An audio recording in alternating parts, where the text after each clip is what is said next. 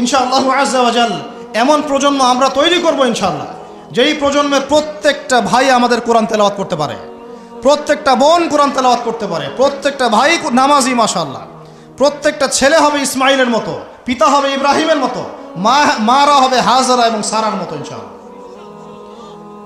তাকবীর, ইনশাআল্লাহ জোরে বলেন ইনশাআল্লাহ। আমরা এমন প্রজন্ম গড়ব ইনশাআল্লাহ, যে প্রজন্মের এক একটা ছেলে হবে ইসমাইলের মতো, এক একটা পিতা হবে ইব্রাহিমের মতো, এক একটা মা বোন হবে হাজারার মতো ইনশাআল্লাহ, সারা আলাইহিস সালামের মতো।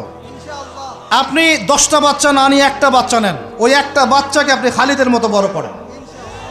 একটা মেয়ে আপনি মানুষ করেন আয়েশা রাদিয়াল্লাহু আনহার মতো। একটা স্ত্রী নেন, আপনি একটা স্ত্রীকে আপনি খাদিজার মতো বানান ইনশাআল্লাহ। একটা প্রজন্ম আমাদেরকে গড়ে দেন, একজন দায়ী, একজন বক্তা,